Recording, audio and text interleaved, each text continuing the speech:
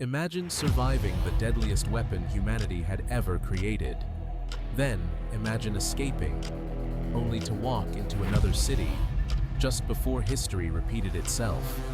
It sounds impossible, but for one ordinary Japanese engineer, it was real.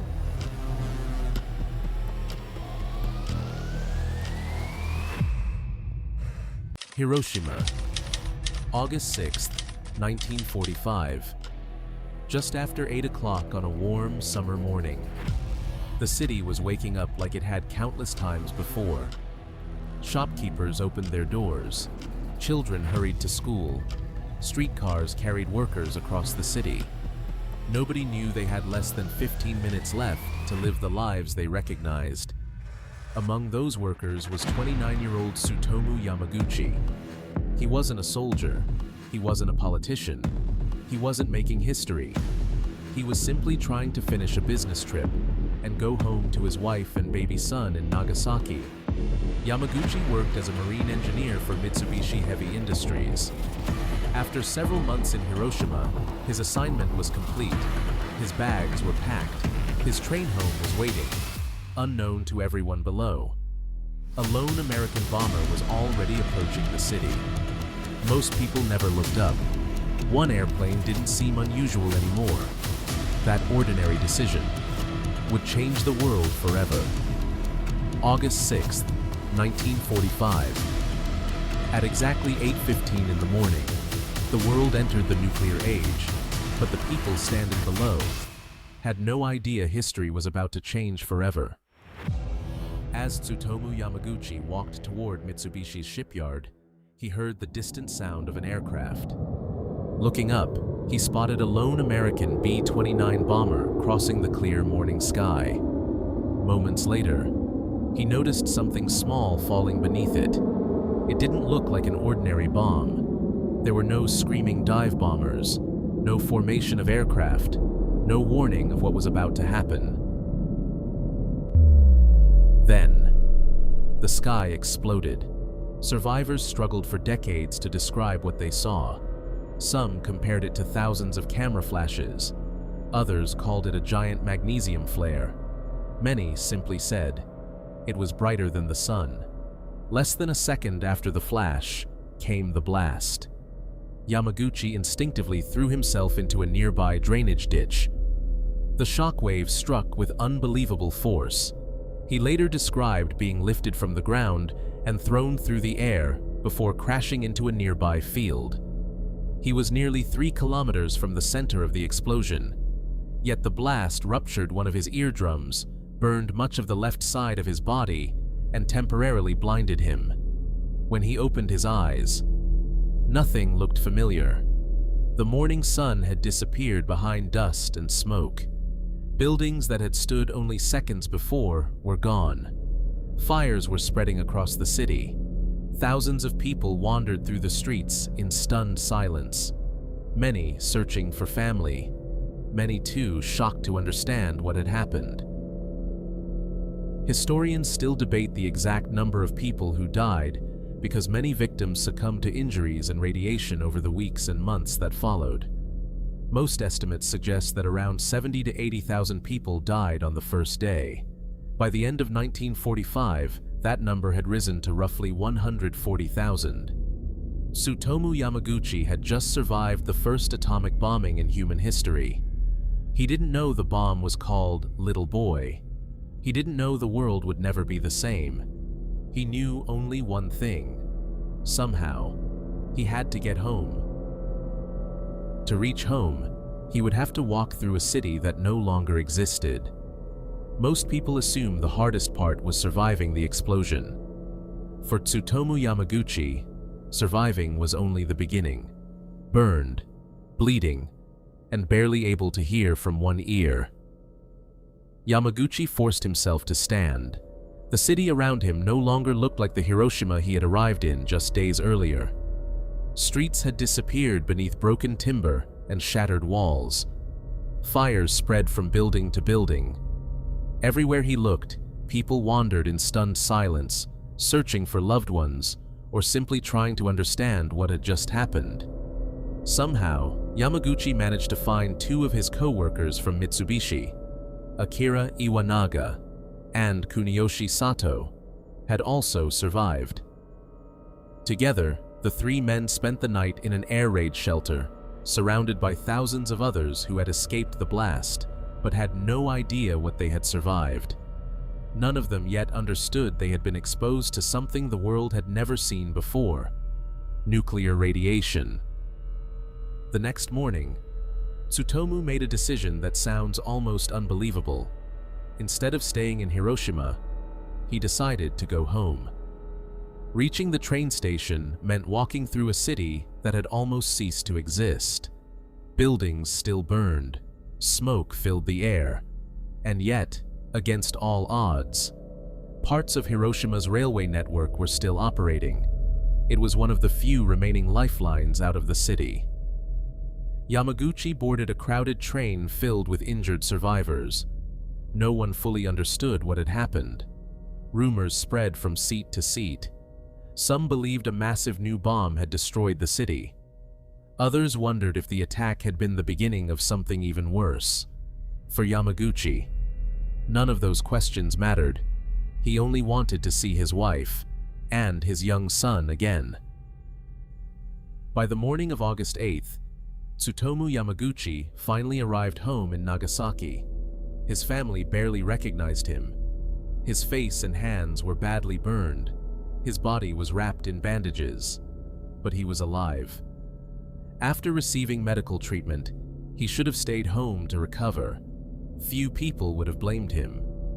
But on the morning of August 9th, despite his injuries, Tsutomu Yamaguchi reported back to work. He was about to discover history wasn't finished with him yet. For one night, Tsutomu Yamaguchi was home. His wife had found him alive. His infant son was safe. After surviving Hiroshima, that should have been the end of the story.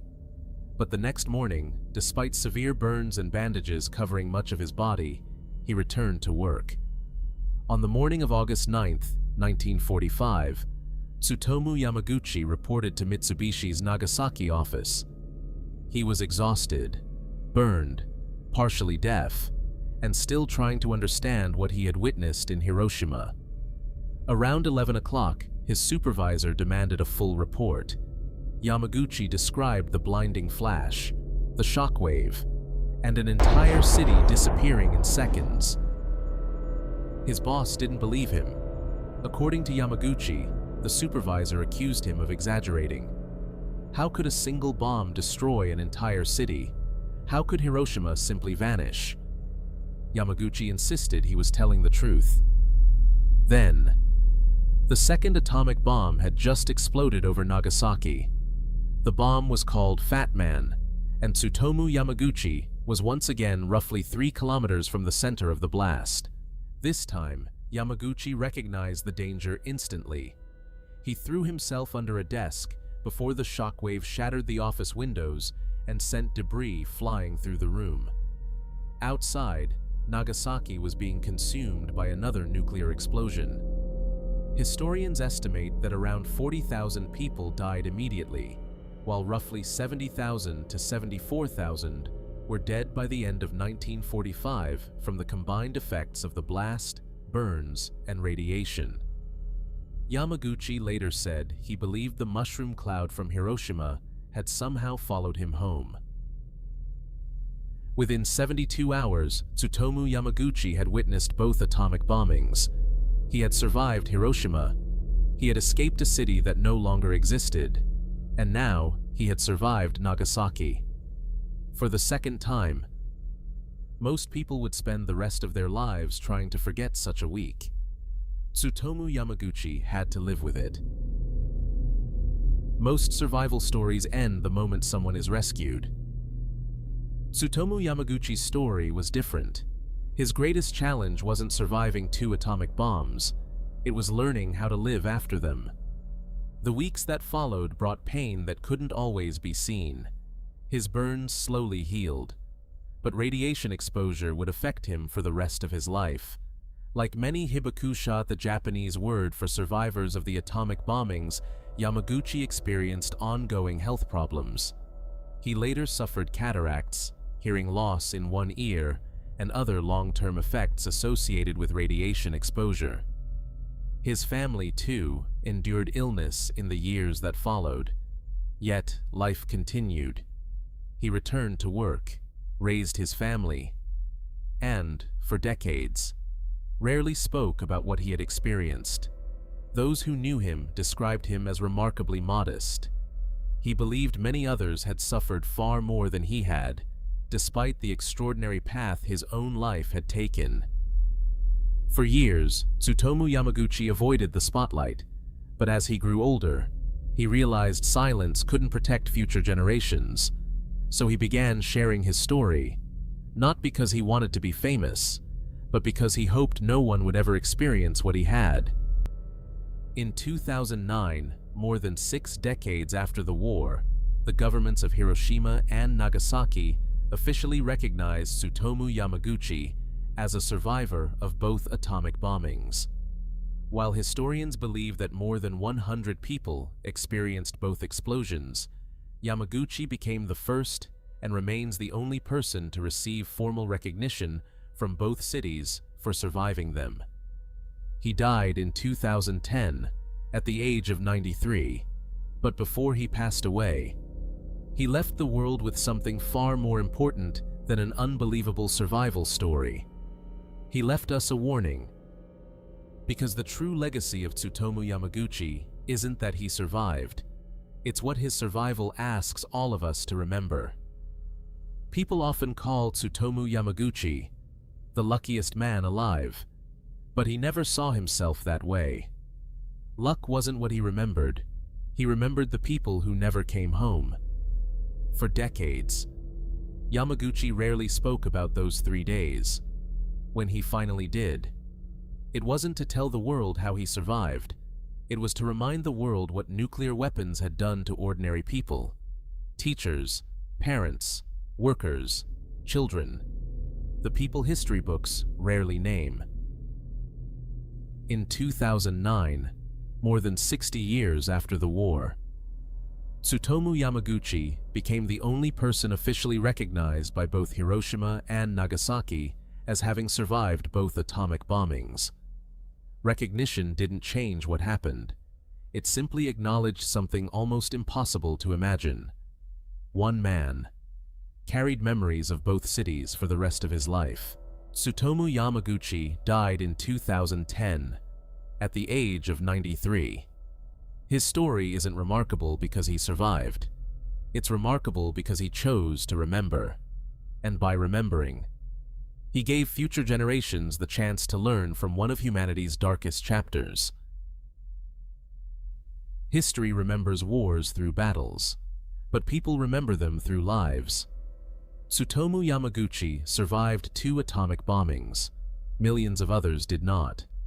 Perhaps that is the story we should never forget. If you enjoy documentaries that go beyond the headlines and uncover the human stories hidden in history, I'd love to have you join us.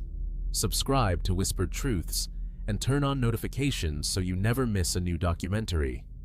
And before you go, I'd love to hear from you. Do you think Tsutomu Yamaguchi's story changed the way you see history? Share your thoughts in the comments. I read as many of them as I can. Until next time, keep questioning, keep learning, and keep seeking the stories history almost forgot. Some stories are remembered, others are whispered through history. Until next time, this has been Whispered Truths.